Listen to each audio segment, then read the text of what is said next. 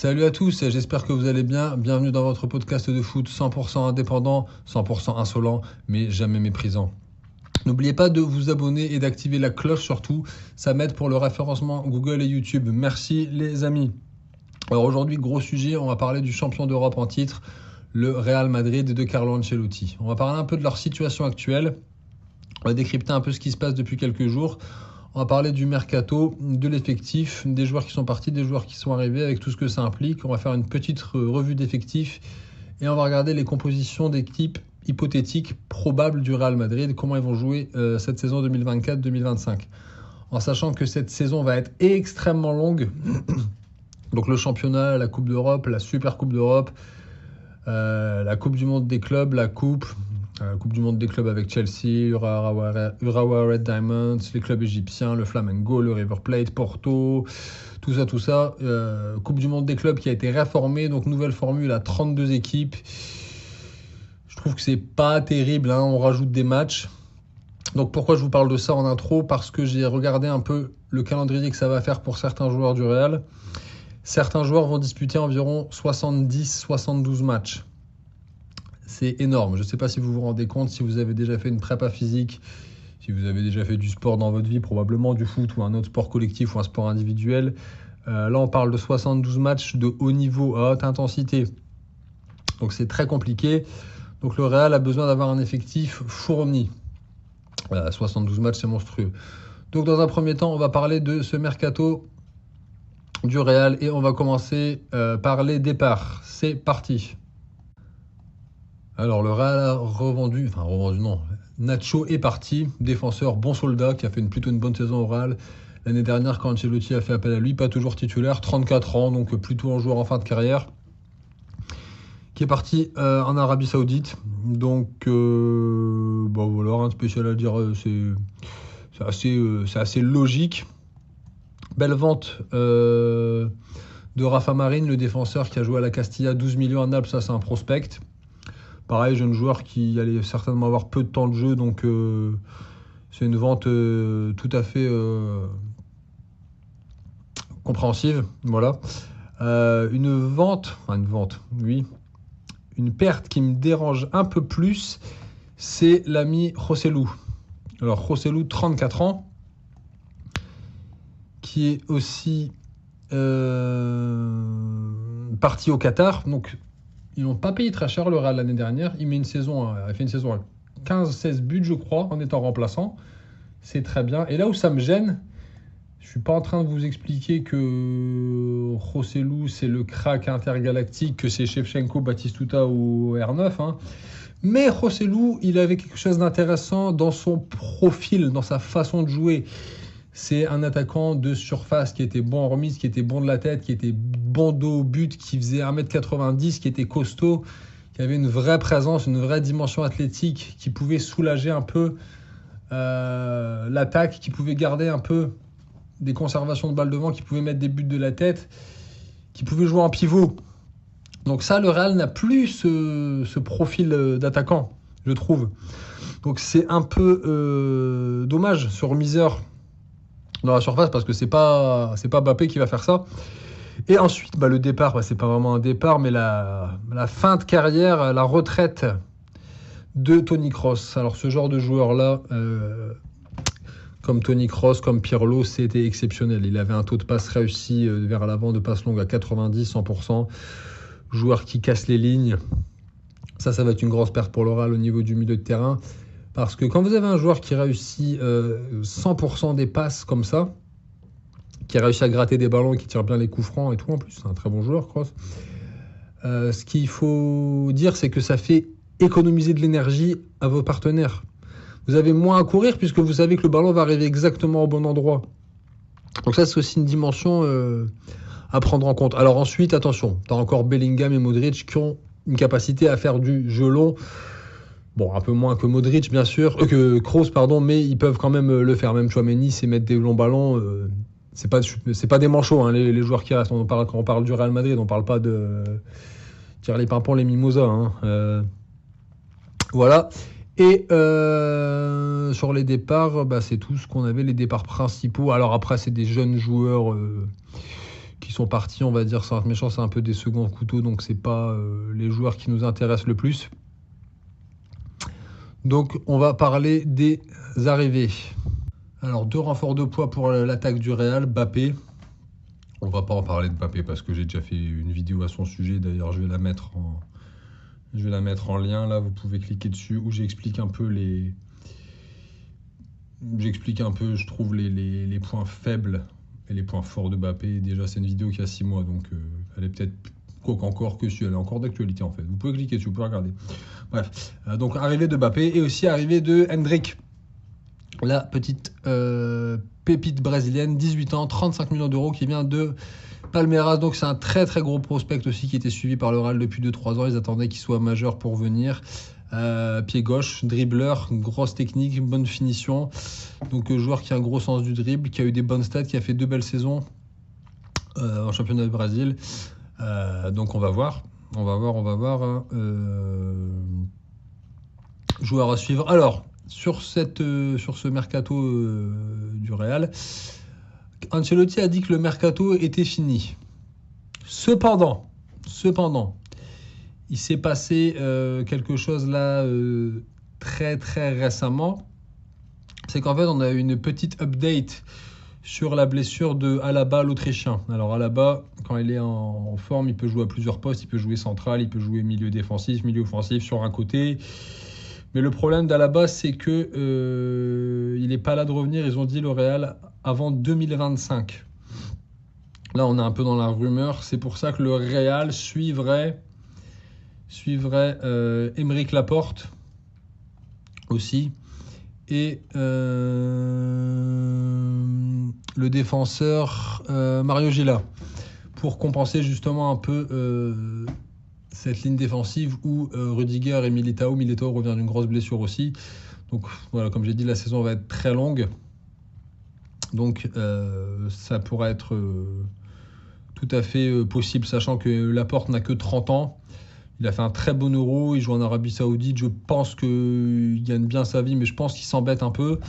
Quand on n'a que 30 ans et qu'on a le Real qui vient nous chercher, enfin là c'est pas encore fait, c'est peut-être même, ça va peut-être même pas se faire, mais moi je suis Laporte, personnellement je vais au Real tout de suite, il n'y a pas d'hésitation. Donc voilà, on va mettre ça de côté parce que c'est un peu du fantasme, c'est pas encore, c'est du foot fiction, c'est pas encore fait. On va regarder l'effectif du Real de près et on va regarder ce qu'on peut en dire d'intéressant. Voici l'effectif du Real pour la saison 2024-2025. Il va y avoir énormément de concurrence. On va faire rapidement ligne par ligne. Alors, peut-être quelque chose qui a un peu cristallisé le vestiaire, c'était la concurrence des gardiens, mais là la hiérarchie est claire. Hein. Pour Ancelotti, le numéro 1, c'est Courtois. Plus expérimenté. Cependant, Lunin est un très bon gardien. Il l'a prouvé la saison dernière. Il a répondu présent quand on a fait appel à lui. Donc je pense que Lunin va jouer quand même quelques matchs. Mais là, on a deux bons gardiens en défense centrale. Tu vas avoir certainement Militao Rudiger qui revient de blessure. Très bon défenseur. Il y a Alaba, on a dit qu'il va rejouer. Mais pas tout de suite parce qu'il s'est pété les ischios, donc il ne reviendra pas avant 2025, ça c'est tombé récemment. Vasquez qui peut dépanner aussi, Fran Garcia, et je pensais qu'il manquait moi un défenseur central. Donc c'est pour ça qu'on a dit que le Real suivait de près la situation d'Aymeric Laporte. Et aussi Carvajal qui va jouer côté droit. Carvajal, je trouve que la saison dernière, elle a fait une saison exceptionnelle. C'est un peu vieillissant, mais le type a une grinta, il a toujours faim. Il a une mentalité exceptionnelle, c'est un combattant, il lâche pas. Toujours une défense qui tient la route, hein, une très bonne charnière. On regarde un peu le milieu de terrain. J'ai oublié de parler de Ferland Mendy. Ferland Mendy, pareil. Hein. Ferland Mendy, très bon latéral gauche qui est revenu en équipe de France. Aussi joueur qui a un peu des blessures des fois. Donc vous voyez, cette défense, elle est plutôt complète. Mais c'est quand même des joueurs qui ont tendance un peu à se blesser. Généralement, Militao, Rudiger, ils vont se blesser une fois dans la saison. Mendy, pareil. C'est pour ça qu'on parlait de Laporte et peut-être aussi d'un autre défenseur latéral. On va regarder un peu le milieu de terrain. Milieu de terrain exceptionnel. Bellingham qui est en train d'exploser. Pour moi, Bellingham doit jouer dans l'axe, très jeune, 21 ans. Camavinga, 21 ans. Valverde, joueur exceptionnel aussi, qui a un volume de jeu énorme, 26 ans. Modric, on a gardé des anciens quand même. Vous voyez, c'est un effectif jeune, mais il y a Modric, il y a Courtois. Il y a quand même quelques joueurs de 30 ans, Caraval, et quelques joueurs de plus de 30, 32, 35 ans. Donc Modric, 38 ans, il ne va pas jouer tous les matchs, Modric, mais il y a une excellente relation avec Ancelotti. Ancelotti, c'est que quand il va faire appel à lui une mi-temps, il va jouer une mi-temps. C'est pas un joueur qui va faire des vagues dans le vestiaire. Donc ça, c'est toujours un plus de l'avoir. Il peut rendre encore des services. Tchouaméni, qu'on connaît bien chez nous, international français. Devant et sur les côtés, il y a une concurrence. Là, c'est exceptionnel cet effectif, c'est monstrueux. Brahim Diaz, l'année dernière, il était remplaçant, il met 12 buts. Il fait une rentrée exceptionnelle. Le jeune Régnier, milieu offensif qui est revenu de Frosinone, je pense qu'il va peut-être être reprêté, lui. Vinicius qu'on ne présente plus. Mbappé, pareil, on ne présente plus. Hein. Rodrigo, pareil. Regardez ces joueurs-là, on a l'impression qu'on les connaît depuis des années. Ils ont 23, 24, 25 ans. C'est assez exceptionnel. Arda Güler, pareil, il fait une fin de saison énorme. Il fait un très bon Euro. Et vous ajoutez à ça Hendrick qui vient d'arriver. Donc c'est quand même un effectif... voilà.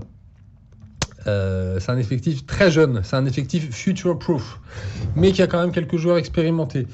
Le seul petit regret que j'ai, je l'ai dit ça en début de vidéo, c'est derrière, ça devrait être un peu plus fourni. On a parlé de Laporte. Apparemment, Carlo Ancelotti a donné son feu vert. Et le profil du joueur de tête que j'évoquais avec le départ de Joselu en début de vidéo. Cependant, Vinicius peut mettre des buts de la tête et vous avez aussi un autre bon joueur de tête dans cet effectif, c'est Bellingham. Pourquoi ? Parce que Bellingham, c'est un joueur axial, très souvent, il accompagne les attaquants, il va récupérer des seconds ballons, il se projette, il est souvent dans la surface. À l'Euro, il a mis des buts de la tête, il a mis des buts dans la surface. Donc Bellingham peut avoir cette présence dans la surface. Donc vous avez un effectif de 17-18 joueurs qui peut aller loin. Hein. Là, j'ai rien d'autre à dire sur cet effectif. Il est monstrueux, honnêtement. Vous regardez l'effectif, c'est exceptionnel, quoi. Il y a de la qualité, il y a de la technique, il y a des joueurs qui ont une mentalité de combattant, de warrior. Hein. Rudiger, c'est un warrior. Caraval, c'est pareil, c'est une grande gueule. C'est des joueurs... qui vont transmettre quelque chose au vestiaire, quoi. Donc c'est un effectif, voilà. J'avais juste 2 petites réserves sur le banc, surtout qualité défensif, mais ça va être certainement compensé par l'arrivée d'Aymeric Laporte. Et le petit doute que j'avais sur le joueur de tête, mais ça peut être compensé quand même. Savoir que le Real peut jouer dans différentes façons. Donc on va parler un peu du premier entraînement du Real Madrid qui a eu lieu ce mercredi. Beaucoup de sourires, on a vu ça sur les images sur X. Beaucoup de jeux avec ballon sur des demi-terrains, des petites oppositions, des 5 contre 5. On a vu beaucoup de jeux courts, on a vu les joueurs kiffer, on a vu les joueurs souriants avec Carlo dans les vestiaires. On a vu un Mbappé affûté qui a suivi une préparation minutieuse d'Antonio Pintus, donc préparation physique avec de la diète, de la muscu, du cardio. Et là, on les a vus aussi un peu à la salle de musculation où ils travaillaient les jambes. Ils travaillaient les jambes en pliométrie. En pliométrie, c'est quoi ? C'est en explosivité. C'est une façon de développer son muscle pour être explosif. Un shooter de foot, c'est pas un bodybuilder. Ça lui sert à rien de faire des squats à 120 kg. Le but, c'est pas d'avoir des cuisses, les cuisses de Dennis Wolf, quoi. C'est pas d'avoir des cuisses monstrueuses. C'est d'être explosif, d'être endurant et de faire la diff sur les premiers appuis. Donc voilà, travail de musculation donc spécifique. Donc gros avantage de la pliométrie, c'est de développer ta coordination, ton explosivité, ton agilité sur les petits périmètres. Ça, bien sûr, c'est ce qui est capital dans le foot. On a vu que Mbappé était affûté, ça c'est bien. Il a retrouvé de l'explosivité et là, ça a bossé le cardio, voilà, fractionné, quoi. Faire un peu de pliométrie. Donc après, là, j'ai pas vu, mais après, il va certainement faire des demi-squats, travailler la détente, tout ça, élément essentiel dans le foot pour aller au duel. Ceux qui ont fait du foot, ceux qui font des autres sports le savent. Donc un premier entraînement qui s'est plutôt bien passé. Il y avait plein de journalistes. Voilà, ça les journaux espagnols en ont beaucoup parlé. Donc voilà, ça c'était pour le premier entraînement. Ils avaient le smile, ça avait l'air de bien se passer. C'est très bien. On va parler de ce qui nous intéresse le plus dans ce podcast, c'est les compositions. Comment le Real va jouer cette année 2024-2025, en sachant qu'Ancelotti a dit qu'il était prêt à changer un peu son style. Avant de parler des hypothétiques compositions du Real Madrid pour l'année 2024-2025, déjà n'oublie pas de t'abonner et d'activer la cloche pour le référencement de la chaîne si tu as kiffé ce contenu, si tu aimes ce podcast. Un petit mot sur Carlo Ancelotti. Alors, là j'ai parlé de l'effectif. Ancelotti, il faut savoir quelque chose sur lui. Bon, c'est un des plus grands entraîneurs de tous les temps. Je pense qu'on est tous d'accord là-dessus. Mais la force de Carlo Ancelotti, c'est de savoir gérer les égos, de savoir gérer les vestiaires. Quand vous avez un vestiaire de stars pareil, il ne faut pas qu'il y ait une tête qui dépasse. Il faut que personne n'ait de privilèges. Et Ancelotti a été un des premiers entraîneurs. Il en a parlé quand il était au Milan AC dans les début des années 2000. J'avais lu ça à l'époque. Je ne sais plus où. Alors là, j'ai plus la source, mais c'est trouvable si vous cherchez sur Internet. Carlo Ancelotti, ça a été un des premiers entraîneurs à faire preuve de psychologie et de tact dans son approche avec les joueurs. Il en parlait avec Inzaghi. Inzaghi, il était revenu de blessure, il était blessé, il n'était pas en forme, il n'avait pas le moral. Et Ancelotti lui envoyait des textos tous les jours en lui disant « T'es le meilleur, tu vas remarquer, vas-y, on compte sur toi, t'es le meilleur ». Et ça a payé puisque Inzaghi, après, dans la saison, il a remis plein de buts. Donc tout ça pour dire quoi ? Que Ancelotti, il sait s'adapter en fonction de son interlocuteur. Qu'est-ce que ça veut dire ? Ça veut dire qu'il y a des joueurs de foot, il faut un peu les cajoler. Il y a des joueurs, il faut un peu les provoquer. Il y a des joueurs, il faut un peu les ignorer. Il y a des joueurs, il faut un peu les titiller. Il y a des joueurs, il faut un peu les clasher. Vous voyez ? Chaque personnalité est différente. Et ça, Carlo Ancelotti et ses adjoints savent très bien le faire. Ancelotti, c'est vraiment un entraîneur expérimenté.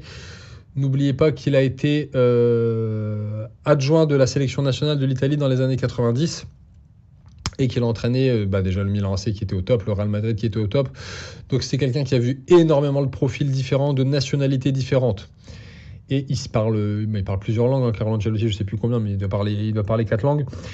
Et donc c'est quelqu'un qui sait faire preuve de tact et de psychologie.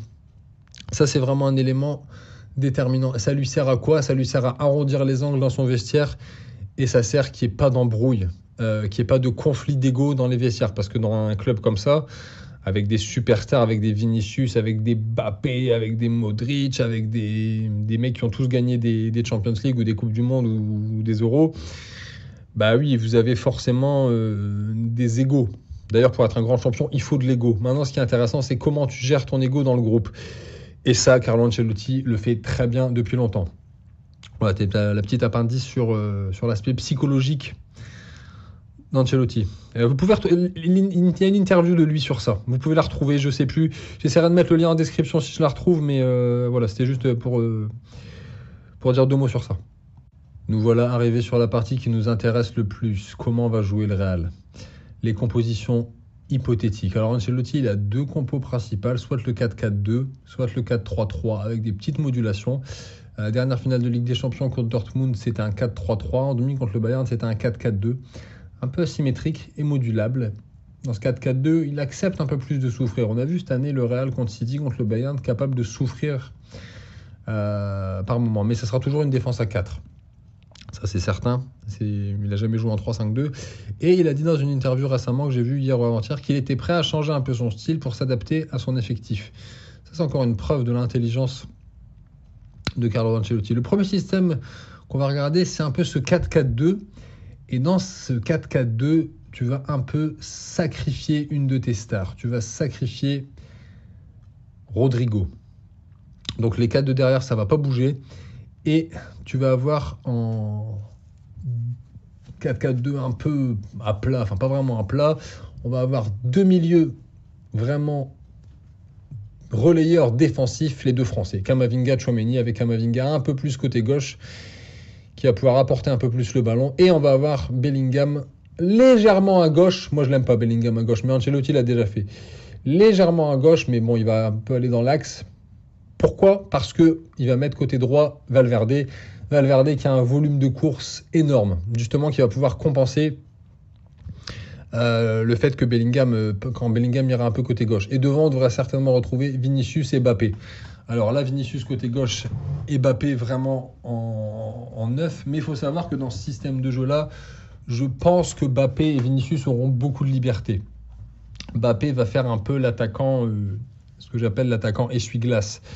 Il va faire des gauches-droites et ça va beaucoup permuter. Donc ce système de jeu-là, il te permet quoi? Il te permet, entre guillemets, de souffrir. Souffrir, ça veut dire quoi? Ça veut dire d'encaisser les coups au milieu de terrain. Parce que tu as Valverde. Valverde, c'est physique. Tchouaméni, c'est physique. Camavinga, c'est physique. Bellingham, c'est physique. Tu as tous des joueurs qui sont forts à haute intensité, qui sont pas mauvais techniquement, en plus c'est le moins qu'on puisse dire, mais qui sont très bons dans les duels, qui vont au duel. Valverde, c'est un guerrier. Tchouaméni, c'est pareil, il est bon de la tête. Camavinga, c'est pareil, en un contre un, il n'est pas facile à passer. Bellingham, c'est pareil, il a du physique. Donc ça, c'est un peu une compo comme ça qu'il avait fait contre le Bayern en demi l'année dernière. Et tu peux aussi avoir tes joueurs qui font les différences devant avec Vinicius et Mbappé, sachant que Valverde et Bellingham peuvent aussi faire des différences et que tu vas profiter du jeu long de Tchouaméni et des percées de balles, des montées de Camavinga, toujours avec la défense à 4. Donc ça, c'est un système vraiment qui est possible. Il a déjà fait Ancelotti, ça. C'est un système qui a marché, qui a fait ses preuves, donc je vois pas pourquoi il le refait pas. Il l'a fait contre le Bayern. Donc on va regarder ensuite la deuxième composition du Real. Alors deuxième système qui va nous intéresser ici, c'est le 4-3-3. 4-3-3 qui avait été utilisé lors de la finale de la dernière Champions League contre le Borussia Dortmund. Ce 4-3-3, il te permet de mettre toutes tes stars. C'est plus offensif, c'est plus risqué, mais Ancelotti accepte le déséquilibre, forcément. Donc 4-3-3, Vinicius à gauche, Mbappé dans l'axe, Rodrigo à droite, ça te permet de mettre toutes tes stars. J'ai quand même des petits doutes sur certains aspects du jeu de Mbappé en rôle de pur neuf, notamment son jeu de haut but, son jeu de corps, son jeu de tête, sa protection de balle de haut but. Mais bon, ça on va voir, il va encore progresser, il est encore jeune Mbappé, hein. Il va vouloir progresser, les joueurs du Real vont le faire progresser, Ancelotti va le faire progresser. Donc ce système, il te permet d'avoir toutes tes stars et d'avoir un gros contrôle du milieu de terrain axial avec Bellingham, Tchouaméni et Valverde, qui sont trois monstres physiques. Valverde, c'est un guerrier, il peut aller côté droit, il peut aller dans l'axe, il peut mettre des frappes de loin, il peut faire des passes D. Tchouaméni, il est bon dans les duels, il a une capacité de jeu long, et Bellingham, il peut gratter des seconds ballons, il peut amener le surnombre et il peut aussi faire des différences. Donc c'est aussi un système intéressant, c'est un système qui est plus dominant, on va dire. Hein. Par contre, attention, ce système, ce 4-3-3 a des avantages et aussi des inconvénients. Ancelotti le sait. C'est un système qui te permet de facilement basculer entre l'attaque et la défense. Tu peux faire un gros pressing. Donc il faut que ton pressing de devant soit coordonné. Tu ne vas pas tout le temps presser, mais tu peux presser bien. Et tu exploites bien la largeur du terrain. Ça, c'est intéressant. La largeur du terrain, avec notamment le côté gauche, avec Vinicius et Mendy, avec Ferland Mendy qui a tendance à beaucoup monter. Donc tu peux exploiter les ailes. Et les trois attaquants peuvent presser, peuvent harceler la défense adverse. C'est un système avec lequel tu vas jouer un peu haut. Par contre, attention, c'est un système qui demande un gros volume de jeu pour les milieux de terrain. Et attention aux espaces entre les lignes, quand tu perds le ballon, tu peux te faire prendre en contre. Faut vite resserrer au milieu de terrain. Donc tu peux t'exposer au contre. Voilà. Donc là, dans ce système-là, les milieux, ils doivent soutenir les attaquants. C'est pour ça que tu vas avoir un Bellingham haut. Je pense que dans ce système-là, Bellingham va quasiment jouer en 10, en fait. Ça va permettre à Bellingham de retrouver son poste attaquant. Et les ailiers aussi vont être importants pour étirer un peu la défense. Et donc, tu vas avoir Mbappé seul. Enfin, je dis non, seul, il n'est pas seul. Hein, parce que généralement, tu as toujours un ou deux joueurs dans la surface, voire trois. Tu vas avoir si tu as une action qui part côté gauche, Mendy, Vinicius, tu vas avoir Bellingham à l'entrée des 16 mètres, Mbappé et Rodrigo dans la surface. Donc, tu as des joueurs qui accompagnent, tu as des actions. Mais il faut faire attention au contre. Voilà. Donc, en phase défensive, il faut que les ailiers redescendent. Il faut que les ailiers redescendent et que tout le monde défende. Voilà, donc ça c'est ce 4-3-3 là. Où tu perds cross, dans toutes les façons tu perds cross. Ça va être intéressant. Je vais pas dire qu'on s'en fout des systèmes de jeu, c'est pas vrai. Chaque entraîneur a ses préférences. Mais Ancelotti va devoir s'adapter à son effectif pour en tirer le meilleur. Il y a toujours une notion de modularité. Ancelotti n'est pas fermé. Il l'a encore dit récemment dans une interview. Il y aura peut-être même des possibilités de 4-2-3-1. Bon, j'ai pas eu le temps de faire ça, mais je pense qu'il y a aussi moyen de faire quelque chose comme ça. Donc là, tu perds cross. En gros, tu perds cross et tu gagnes Mbappé. Donc ça va prouver l'intelligence d'Ancelotti de s'adapter à son effectif. Donc tu perds du jeu long et tu gagnes de la vitesse. En gros. Voilà, faut savoir que ce 4-3-3 qui a été utilisé lors de la dernière Champions, il peut se moduler en 4-4-2. Je mets l'image ici. Ce 4-4-2, il te permet de garder Rodrigo, qui va redescendre d'un cran. Rodrigo, il va couvrir le côté droit. Et tu vas avoir un Valverde, là tu vas avoir un Valverde et un Tchouaméni plus axial. Donc souvent il a fait ça aussi. C'est-à-dire qu'en phase défensive, tu as un 4-3-3 et en phase défensive, tu peux repasser à un 4-4-2. Voilà, ça c'est tout à fait faisable aussi. Hein. N'oubliez pas, hein, c'est pas fermé. Alors le gros avantage quand on repasse comme ça en 4-4-2, c'est qu'on a un repli défensif plus solide. Et on a plus de couverture entre les lignes, on peut moins se faire prendre en compte. Vous voyez, quand le Real peut souffrir, entre guillemets, ils peuvent se replier plus rapidement. Et on a une meilleure couverture entre les lignes, notamment entre le milieu de terrain et l'attaque. Plus de densité pour éviter de se faire prendre en compte. Voilà. Donc ça, c'est ce qu'on pouvait dire sur ces compos hypothétiques du Real. Mais je vous dis encore une fois, là j'ai mis ça. C'est ce qui me paraît probable connaissant Ancelotti et connaissant les joueurs. Mais on n'est pas à l'abri qu'il fasse un 4-2-3-1. Encore autrement, un 4-2-3-1 qui sera en fait un faux 4-3-3. Enfin bon, on verra cette année, mais c'est encore quelque chose de faisable. Voilà, c'était une grosse vidéo sur le Real. J'espère que ça vous a plu. N'oubliez pas de mettre un like et d'activer la petite cloche pour le référencement de la chaîne sur YouTube. Je vous remercie tous, les nouveaux abonnés, les anciens abonnés. N'hésitez pas à partager la chaîne et on se retrouve bientôt pour des nouveaux podcasts de foot. Salut à tous, bye et bonnes vacances pour ceux qui sont en vacances.